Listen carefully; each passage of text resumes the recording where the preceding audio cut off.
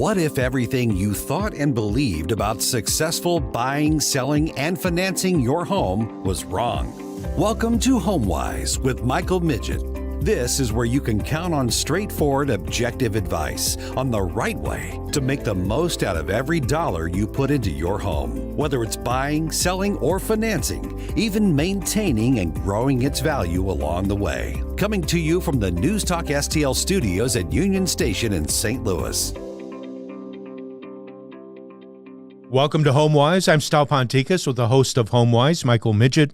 And if you're joining us for the first time on this edition of the show, welcome aboard. We're glad that you're here.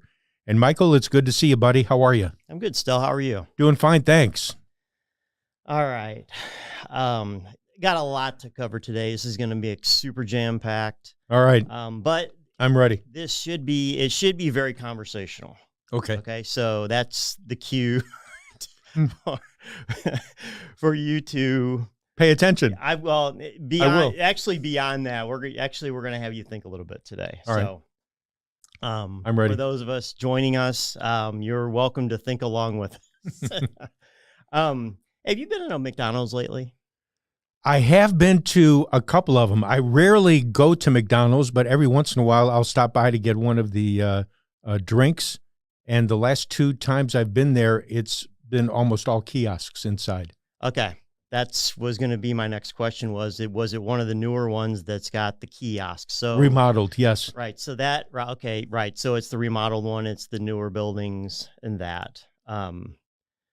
Which kind of rattled me for a moment because I realized, wait a minute, everything's changed inside. Well, yeah. of here. You got to know how to use it. You got to know what to do. You know? And it's been a while since I've been in one, but I was in one that was probably like on the very front end of this curve. And I think they were actually like in the process of taping arrows on the floor with like numbers. And, but that, that helps. But, and having employees behind the counter did help me. So it wasn't a big issue, but still it surprised me walking in. Yeah. So, they're moving to kiosks, and to be fair, it's not just McDonald's. I just picked them out because everybody's heard of McDonald's probably. And I know they're doing it. So they're also replacing workers with robots. They're trying to. Now that's not as prevalent as the kiosk or the self-service thing. But they are replacing workers with robots. Speaking of robots, I snuck in a Sam's Club last week. I say snuck in because I don't have a membership there. We just for some reason we were in front of one and we wanted to look for something and we didn't feel like driving to Costco, so like, it's kind of like the same thing. We'll get in here and see if they've got what we want. what we want. It's dangerous to walk in one of those places, but so this particular one had there was a robot. We were walking up and down the aisles looking for something. We didn't really know where things were. We weren't used to being there. And there was this robot, right? Going up and rolling up and down the aisles. And it was sweeping the floor. It was cleaning up. It was actually like pushing boxes back onto like little simple, like low end, labor kind of stuff. But it was weird because, it kind of came up behind us. We were stopped and it's going up and, presumably it's going up and down the aisle. So it comes up behind us. I didn't really see it at first. Notice until it was like right up on top of us. Now you got to remember we weren't supposed to be there. So I'm thinking like, is this the robot police? The robot police. But, we would start walking again and then it would start moving again. And then we would stop and it would stop. And then we would start. I mean, it was almost spooky. It was really creepy. So the grocery store we go to also has a robot. Schnucks. One of the grocery stores we shop at.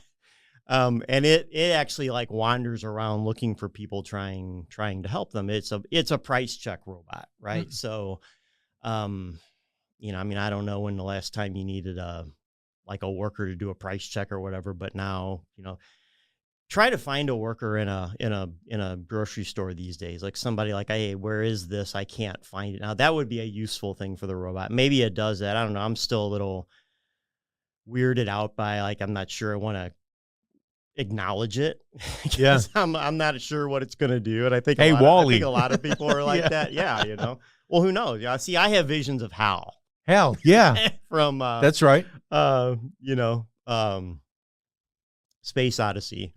So, but 2001 anyway, Space Odyssey. Yeah. Yes. Yeah. You know, you never know. You never know what they're going to do. So, but anyway, you know, getting back to McDonald's, remember when they used to be only cash? Okay. Right. So now so, you know, and it's been a while, but, you know, they've got the kiosks now. So you can't, I don't think they take cash. I think they do at the counter. Oh, well, at least right. they did for me, because so you got to go out of your way. You got to ask for help. You got to get an employee. You got to get a waiver to use cash yes. in there. You know, Yeah. I mean, they don't want you to. It's purposely made difficult now to use cash because it takes a certain level of worker to handle cash, and they have to handle the cash, and then that slows everything. I mean, it's like a process, and that gets in the way, right? You know how grocery stores, they used to cash checks. Mm-hmm. You know, you used to be able to go through the line, you would cash a check, and then you could write the check out for more than your purchase, and they would give you cash back. Yeah. I mean, try and do that these days. Yeah. I'll be honest with you. My wife still does that. Okay. But she usually winds up holding up the line because the cashier has to figure out. That's a separate line. You know, what do I do with this? Again. Well, it's a check. And Right. why didn't you make it out to the exact amount? Well, I'd like you to give me $60 back. And then they have to, you know, call somebody over from customer service. Check credit. I mean, there's like a whole process that, you know, that Yeah. they, you know, that they have to go to. So, you know, we have moved from, these are all examples, right, of moving from a cash society to a cashless society. Scary. Right? Yeah. Not a newsflash there. I know everybody, oh, of course, we're moving towards a cashless society. You may not realize just how cashless we become. See, it used to be it was cashless by choice, right? And then so we would pay with credit to increase speed, out of convenience. There's a level of record keeping and you know, and tracking involved in that. But now it's actually been built into the processes of these retailers. You know, we buy a lot of things online. Of course, you can't use cash there. Got to use a credit card, you know, or a debit card. But see, debit cards, as we're going to find out. See, there is a point to all to this discussion. Mm-hmm. But debit cards are not immune from that process either. What we're getting ready to talk to. And really that, you know, that's what it comes down to. I mean, is this really that, you know, is it that big of a deal? So the retailers, they are forcing this on us, right? So in case in point, like the McDonald's example, difficult to use cash in there. Are they forcing this convenience on us? Or is there something else, you know, is there something else going on? Something more sinister in nature, you know, is there an ulterior motive to it? I think there's both, but anyway, right. Go ahead. Okay. Well, all right. So I got a little quiz for you. Okay. All right. Question 1. Okay. When making a purchase, do we spend more or do we spend less using a credit card versus cash for that same purchase?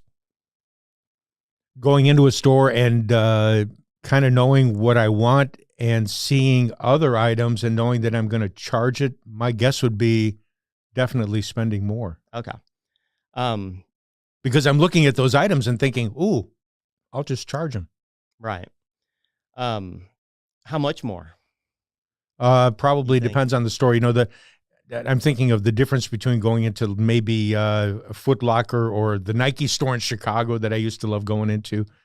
Stores like that, that'd be pretty dangerous for me. And I'm sure it's probably the same thing with my wife going into Macy's or some other department store. And it would definitely be charging more, I think, than paying cash. Yes. Yeah. Okay. Am I right? We'll get there. Okay. And the answers may surprise you. Okay.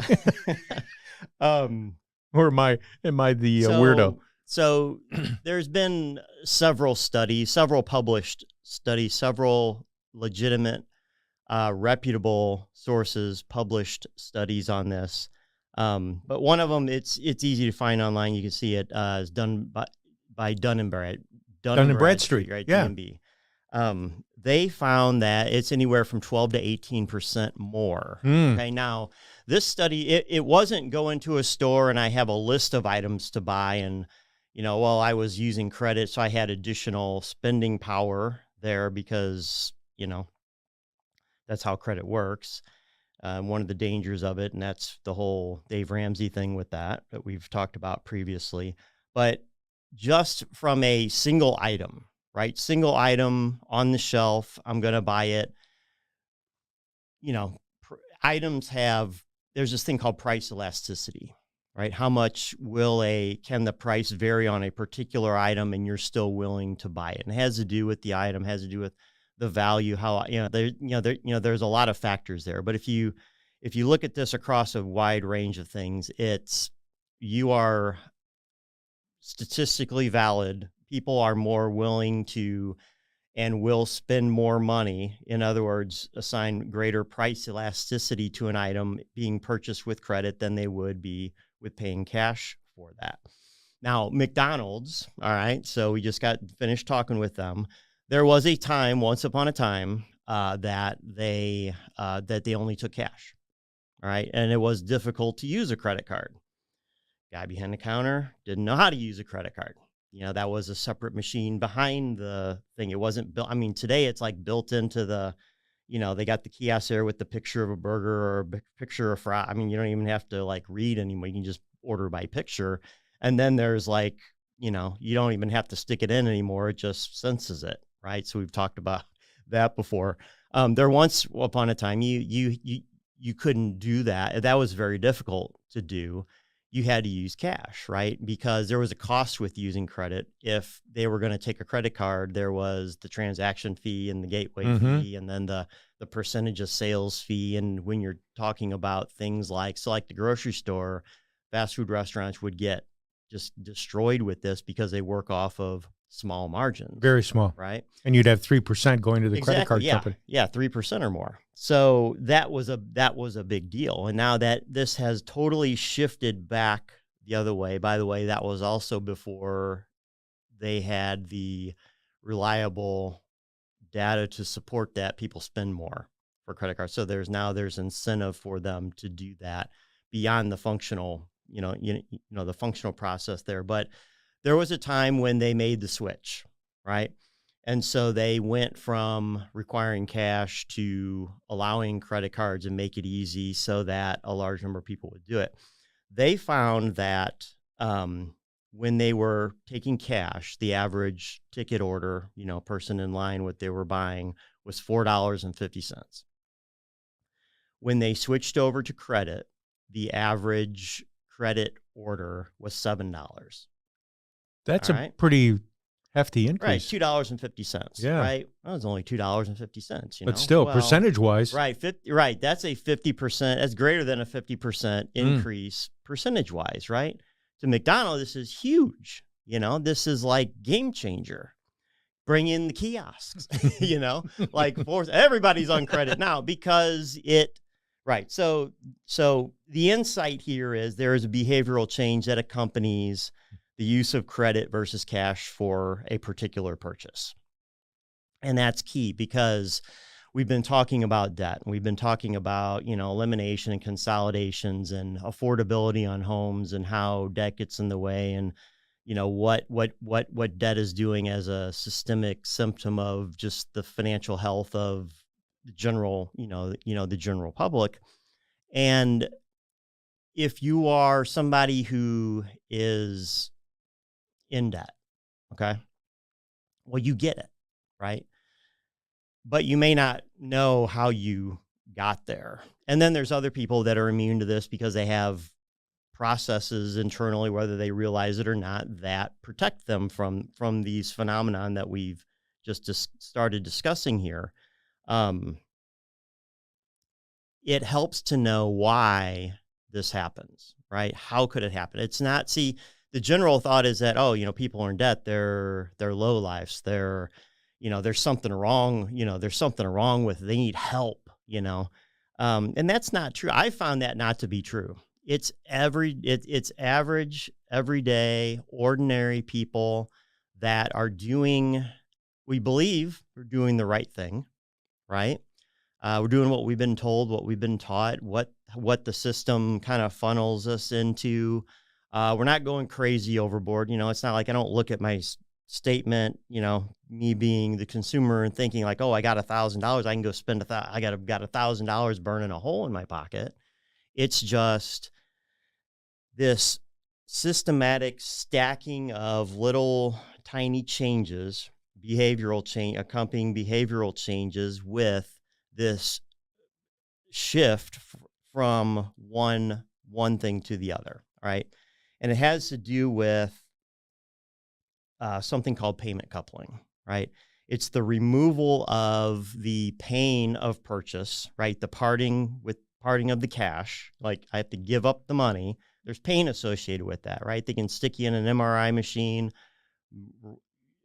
photograph your brain while you're doing something that does that. It triggers the same parts of your brain that sense pain, right? And very negative associated with that, even though we may not consciously feel it. That's what's going on at a neuroscience level here. We don't feel the pain of paying that purchase until the bill comes a month later. So there's a disconnect there between paying credit and paying cash. Don't believe me? Well, let's look at the best example there is in the history of the world, a casino, right? You don't go in a casino and try to gamble with cash. Now, they'll let you, right? They'll take your money. They'll take your money, but they won't do it on an ongoing basis. Eventually, like second bet, third bet, or whatever, the pit boss will come over and try and swap you out right there. They don't want you using cash. Why? Because of what I just said. Decouple. Right. So there's the time factor there, but there's also a physicality of, when you look at money, when you look at cash, there's coin versus paper versus other things that represent money to us. When you swap that out for chips, a disconnect occurs. Again, you will spend more in chips than you would if you were placing cash out there. Again, measure brain, they can look at this, they can tell it's not an accident, right? Every casino, out there, does it this way. There's a reason, there's a reason for that. So, video games even, and I know you got to go back a little bit to find a video game where you put quarters in, because now we just play them at home just turn it on and you play for free. But once upon a time, you used to put quarters in the machine.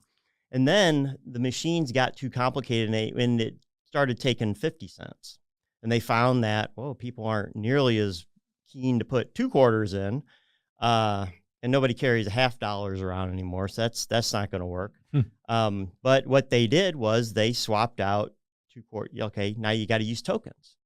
You got to go to the token machine. You put $1 in, you get 2 tokens back. Oh, I got 2. I can play twice, but see, it's the decoupling. We did some quick math and like, oh, that's 50 cents. But it doesn't feel like 50 cents anymore because you're still you're trained to think a quarter, one thing, one token, 1 quarter, but that's not the exchange rate, right? So there are all these little different things in there. And earlier I had mentioned that debit cards are also not immune to this. People think that, I don't use credit cards, I use debit cards, I can't get in trouble. Well, you can't get in trouble because you can't outspend what you've got in your account, but there is still the disconnect between the cash and the credit, right? Or in this case, the swiping of the card. So, the casino example, chips for cash. Well, a credit card is that same swap, except now it's plastic for cash. Chips, plastic. It's the same. See, get it? Right? This is not accident. Okay. Same concept. It's an exact same concept. So, this is not, we're not talking about spending beyond your means. It's not a financial thing. It's a psychological thing. And so when I say be careful, beware, it's not just talking to a group of people. We're talking to everybody here. Even if you don't carry debt, you're still incurring the culture of debt that we have because it's built into what you spend, when you go out, what you pay, you're trained to pay with credit, you're being forced to pay with a card in some places. There's just more to it than that. So that's what we're going to dig into today. Let's go to break, and we'll get on it. Thanks for joining us for HomeWise. That's Michael Midget. I'm Stal Ponticus. We're going to take a quick break, and we will join you once again in just a moment.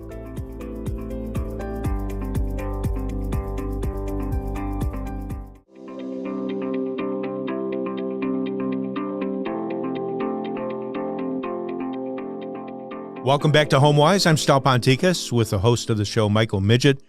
And Michael, we're in the middle of our discussion here of cash and credit, so this is getting interesting. Psychology of debt. It is. And what it's doing to you subconsciously below the surface that you don't even realize, even if you don't carry debt, right? So the culture of debt, it affects everybody, whether you've opted into being a part of the aftermath of that, which is the carrying of debt.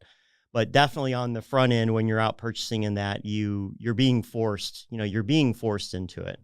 And the first step to, I guess, minimizing, you can't completely opt out of it, but you can start to minimize its effects. You have to identify them first and be aware of it, right? So we're just shining a light on it to let you know that it's there, remind you that it's there most likely, and that. But if you do find yourself in debt, and we've been talking about this in previous weeks, getting out of debt using a debt elimination plan. So Dave Ramsey's Debt Snowball, my Debt Meltdown, same thing essentially. We have some philosophical differences in the way that we look at this and approach it, and how we treat people that are going through it. But generally, take a step back, big airplane overview, very similar. All right. It's something that, which by the way, if you need to catch up on all that, if you missed previous shows, HomeWiseRadio.com, all the past shows are there. Easy to find, newly redesigned site. Follow it, like it, share it, sign up. There's things you can do. There's more you can do there than just listen to the show. But that's a good first step to get plugged into, because this is the stuff we talk about. The things that it's really, it's named HomeWise, but it's more than just a home show. Because the house, it's the center of your personal financial picture, touches everything else touches it.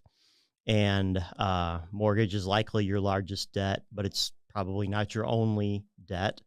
Your other debts affect your ability to pay and what you're willing to pay on your mortgage, and your mortgage affects your ability and what you're willing to pay for the other things. And so it's all linked together.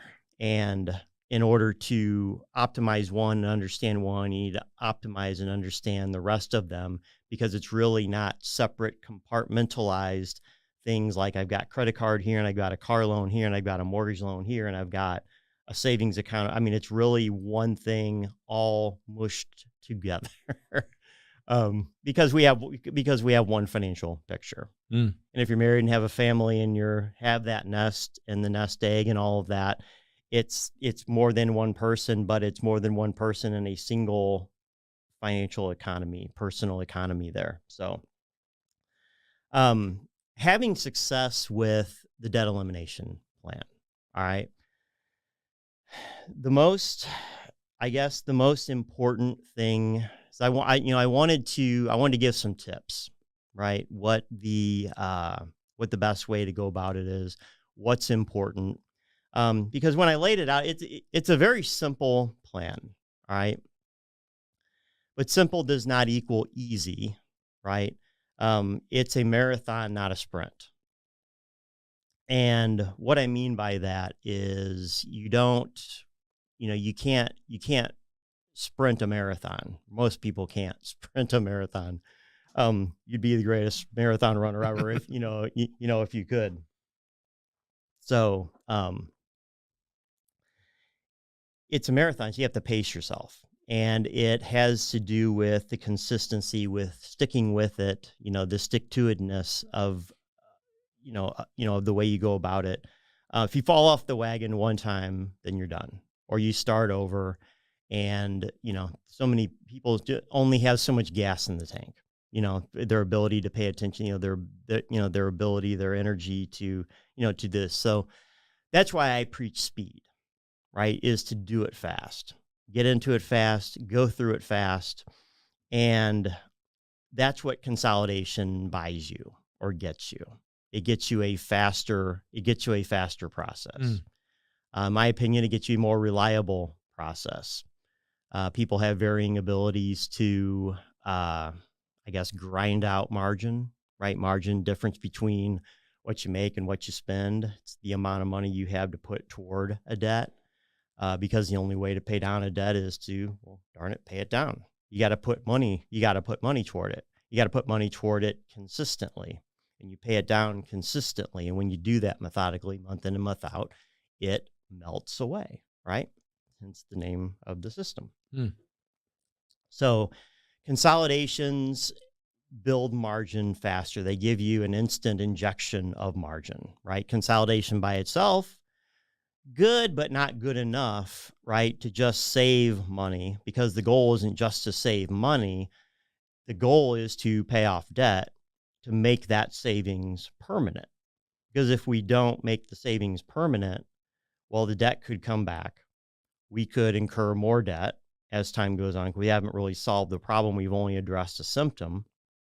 And that's no good, right? That's why Dave Ramsey doesn't like debt consolidation, because it's dangerous. You can get yourself in trouble. And he's right. You can. Things that are powerful have it's not good or bad. It's how it's used. So if it has the extreme power to help propel you forward, used improperly, it has the power to also propel you backwards, right? So that's why I half jokingly only say, don't try this at home. You need a trained professional. It's why I do what I do. So, but consolidation, it increases your margin. Increased margin speeds up the pay down, which builds margin faster. Because remember, as you pay down debt, as you move through the plan, the margin builds as you start to pay off debts, because you're reclaiming the orphan payments, the payments that no longer have the debt associated with them, payments that, if not earmarked for something or assigned to somewhere else, will disappear and evaporate, because there's no such thing as extra money, right? When the debt goes away and there's a payment there and we have some extra money left over, that extra money will find its way somewhere, right? It'll get spent because it's there. You give yourself a much better chance of success if you when that happens, to earmark it for something, right? Well, it's not here. We don't have to send it for this debt anymore because this debt is gone. Now we're going to send it to the next debt. And then we're going to keep the old margin that we had, and we're going to add this to it. And now we have a bigger margin. And that goes to speed up that process. So consolidation in my world actually assists you in getting out of debt, not pushes you back the wrong way. So it's the harnessing of that power to work for you. Something else that consolidation does, interestingly enough, is it simplifies the plan, if you think about it. Because debt snowball, debt meltdown, if you do it without a consolidation, you have several debts there. Presumably you have several debts, right? You don't have just one credit card. You might have 4 credit cards. You might have 4 credit cards, a personal loan, an auto loan, and then you have, department store credit cards or whatever. And so you might have like 5, 6, maybe 7 accounts, 2 or 3 on the low side. I've seen dozens, like 20 or 30 before. That's extreme also. But most people will fall in the middle there. And consolidation, so when you're doing the snowball, you start paying on them, and then as one pays off and one pays off, you're constantly, you're rolling that payment down to the next debt, and you're going through it debt by debt by debt. And it's not hard, right? It's simple to understand. It's not easy because it takes some time. You got to stick with it. But sometimes people will look at it and it's just, that looks complicated. That's a big, I mean, I've had people sitting across the desk from me saying, oh, that's too complicated. Can't do that. Like, you can't not do that. I mean, like, this is like a fix. This is a way out, like it's not painful even, it's not bankruptcy. It's not going to it's going to fix things, but still, it's a little on the complicated side. Well, consolidation has the ability to simplify that, because if you have 7, and let's just assume that you're able to consolidate all 7 of them. If there were 7 debts, you put them all together into one debt. Now you're still going to apply the same process. You're just applying that process to a single debt, right? Now that single debt has been optimized, right, compared to the 7 separate debts that might not be efficient. They might not be optimized. Part of the reason why there's a benefit to consolidating them. So you'd only do the consolidation after a consolidation analysis, determine that there was a benefit and this actually helped the plan pay off faster and that there was a financial benefit with doing it that way, right? But assuming that's all the case, then you would do the consolidation. Now you just have the one payment to focus on, and that is easier mentally for people to bite off on, right? In addition to the financial reasons to do it, in addition to all of the other things. So there's a simplification that, that takes place there. That is good. And, the third aspect to that, and I've touched on this already, is consistency, right? So that is big to the success of the plan, because it's not a quick fix, right? So just, if I haven't said that already, or if I didn't make it clear, it's not a quick fix, right? It's not come in, show up, fix you, and then you leave and you're done, right? You're planning, it's like building a business plan. Now you're going to implement the plan. Well, the plan gets implemented over time, and it takes some time. So there's got to stick with it. There's some consistency that is required there. So again, it's a marathon, not a sprint. The consolidation is not the end. It's the tool that drives the plan. Require consistency along the way. The way that you achieve consistency is to make it automatic, right? So you take it out of your hands, right? Because human beings are not consistent by nature, right? To form a habit, you're probably in the habit of not doing this more than you are doing this, just evidenced by the fact that you're in debt, right? So there are elements of what you're doing and how you're approaching things that is at least partially responsible for where you're at. We're not going to harp on that. I'm not going to beat you up about that, but just recognize that fact, because that needs to be fixed along the way. So it's a behavioral, there's a behavioral thing. Now think back to the first segment where we were talking about the behavioral psychological changes at a company, credit spending versus cash spending. And it's not, and I'm making this up. I mean, in order to get into debt, it has to be easy, right? And it almost has to be forced on you. And it's almost like swimming with sharks, there's one tank, it's got shark, and you're being forced to swim in it. Now we're going to teach you how to not get bit, but people still get, sometimes they don't pay attention and they still get, maybe that's a terrible example, but the point is you're being forced into an environment that has problems with it. People that are susceptible to this, they run that risk anyway. Just paying attention to all this can help alleviate some of that. So you got to pay attention. You've got to fix those things too, but consistency, you make it automatic, right? So there's 2 ways that I do that. One, you got to create the budget, and you create the debt plan. Those are two separate things, but they're integrated. They work together because in order to figure out the debt plan, you need to know what the budget is so you can figure out what you're making, what you're spending, what your margin already is, find the additional margin, look at a consolidation or if you're able to boost that margin, and then look at how margin is going to grow over that time that you're implementing the plan. Holy cow, that's a lot of crap. You know, I'm not there to hold your hand month in and month out along the way, but we use software to help. All right. So you're going to do the analysis in a piece of software. You're going to put the information into a piece of software. The software is going to do the analysis, and then it's going to track you as you go along. Oh, there's that word again, track, right? Track the budget. Well, tracking a debt plan is sort of like, it's really like an extension of your budget because you're budgeting in the paying off of debt. You're just doing it in a very specific, methodical way, but they're built to work together. So you've got those two things of software there to track and manage the plan. The second thing is, and in the examples for the consolidation that I've been using, uses a home equity line of credit. Well, a home equity line of credit's a loan, right? But it's a special kind of loan. And I'm not going to get into it on the show today because it's really like a whole nother aspect of the system. As I'm writing books for this stuff, it's like its own book. But there is a specific method, a way to set it up using the home equity line that even more greatly simplifies everything. And so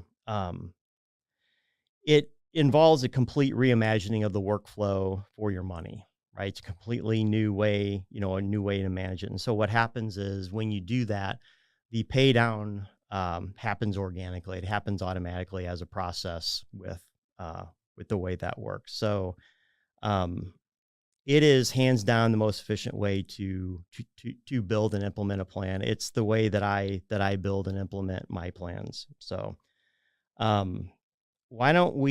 let's go to break, and when we come back in the third segment, we will wrap this up. We'll take a quick break here. That's Michael Midget. I'm Stal Ponticus. Thanks for joining us for this edition of HomeWise. We'll take a quick break and come right back.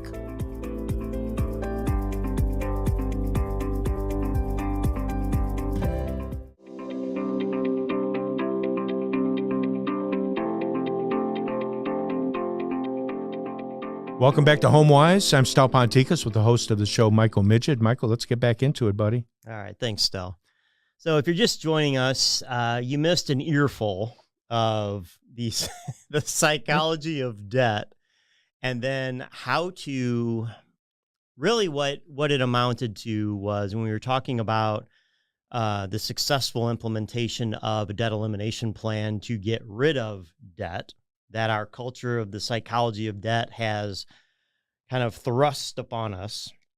And then people that are susceptible to that are the ones that wind up in debt. They're not bad people. They are average, ordinary, everyday people that have they find themselves in this situation. And it's not fair. It's not fair, but it's the way the world is right now. So, write your congressman. We'll try and change it in the meantime. But in the meantime, I'll give you the tools and the things to help combat that. And, there is I've got another way, another way of thinking about this, which is when we're talking about the elimination of debt, I refer to it as the investing in your debt, right? Because when you go to accelerate the payback of debt, you're using it. Remember, you're taking margin and you're using it to pay down a debt. Well, you could take that margin and put it into your 401k. And then you would call that investing, right? Or you could take that margin and you could put it into a mutual fund, or you could do something else with it. Preferably you do something that yields a financial benefit that has a return on that investment. So there's that word again.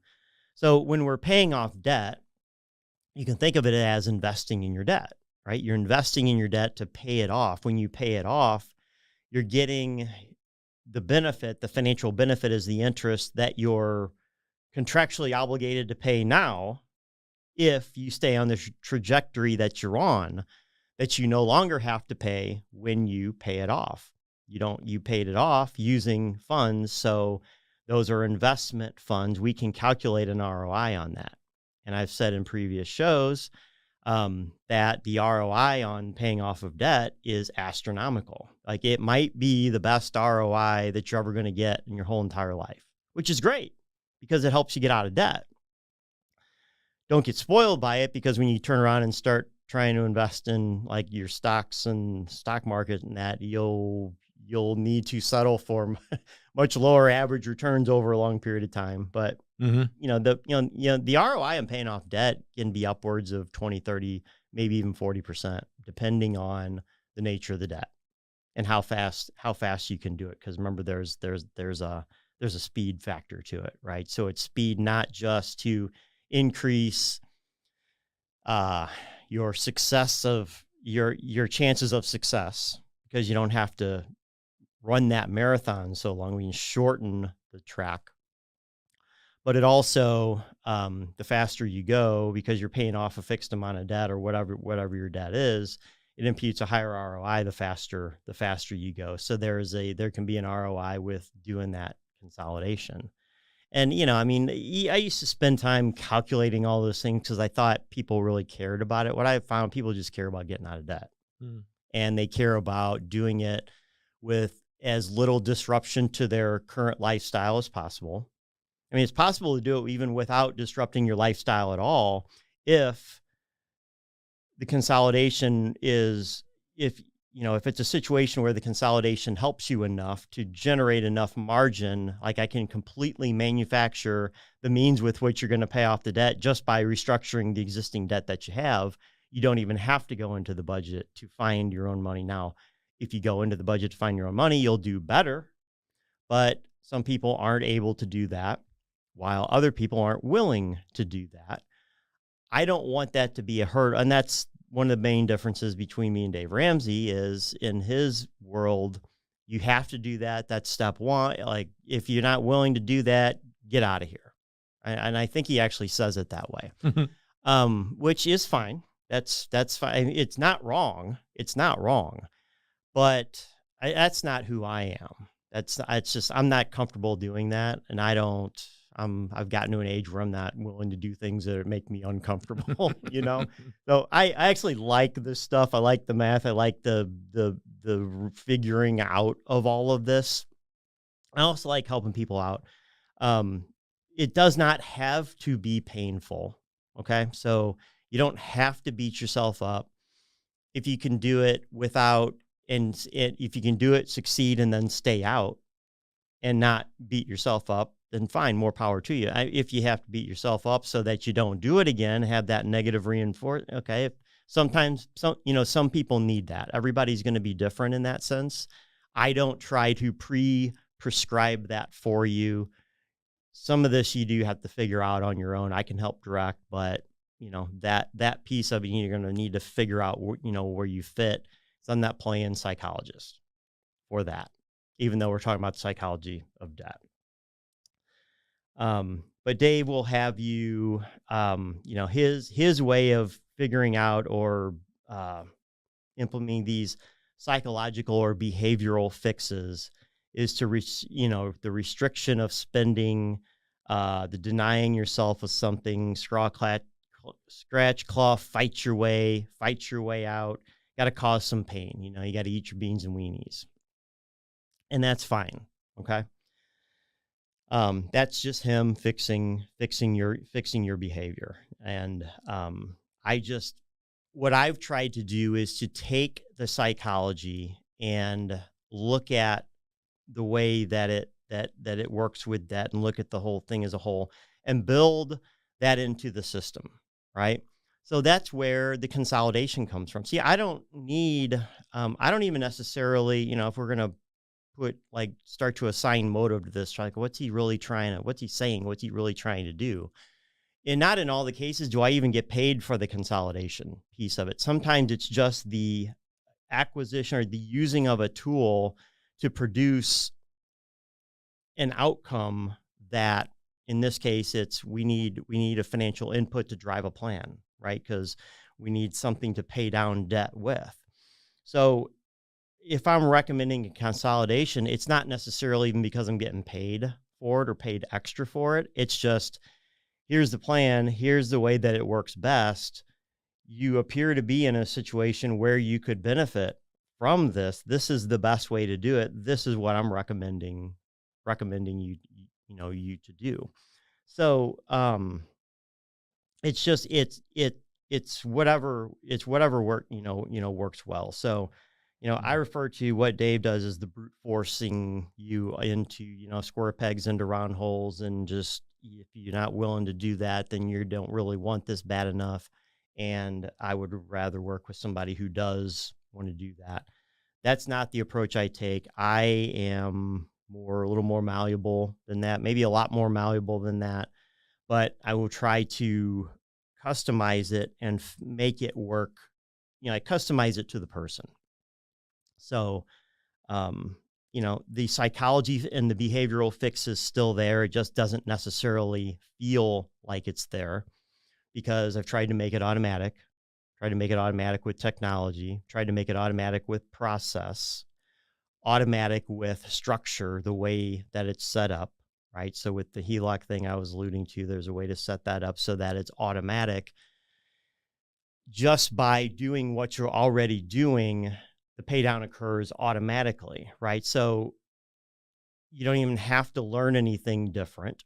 I mean, it helps to understand what's going on so that if you were to inadvertently come off the rails, you would know it. And then to pay attention to it, and then you can either fix it yourself or call me and we'll fix it together, or whatever the case is.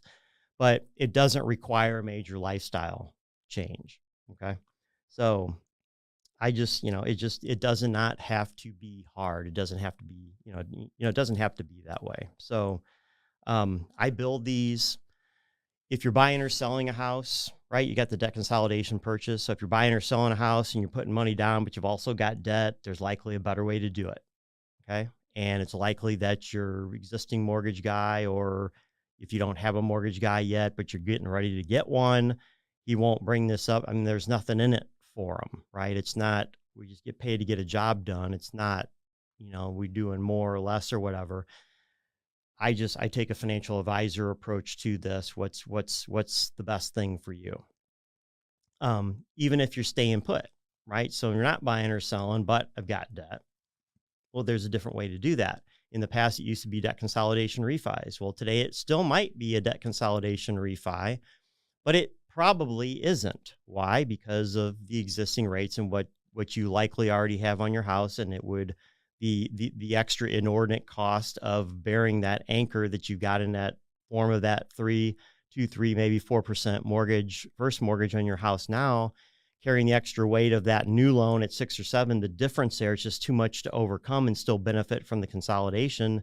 And the purpose of it isn't to just take out a new loan. The purpose of it is to get out of debt. And so that's pushing you backwards, not forwards. And so just bottom line, be careful. You don't want to do that. If you are doing that, you would only do that after an extensive analysis that determined that that's either the only way and it still delivers a benefit, or that it delivers the highest and best benefit in relation to all the other options that you do have available to you. And that's just, well, chances of that being slim to almost none, almost none. And we gave a little example of that a couple of weeks ago with a huge amount of credit card debt, $50,000. And even that amount of debt and the inordinately large payments that I was using in that, I mean, I was really trying to stack the deck, in favor of making that thing work. And I demonstrated how it still didn't work, but it would get sold all day long. And I'm sure somebody closed on one while we were talking about it because it looked like it ought to be done. And I know people that are selling loans that look like that right now. And I cringe a little bit, but I'm just one guy. But if you're staying put, right, there's a way to do it and protect the first, but still get you out of debt. Likely involves a home equity line of credit, but don't make the mistake, I just need to go get a home equity line of credit. There's more to it. It's more than just a consolidation. You need the planning that goes along with it. Otherwise, I can promise you, you will not get to where you're going. Debt consolidation is just a tool, right? So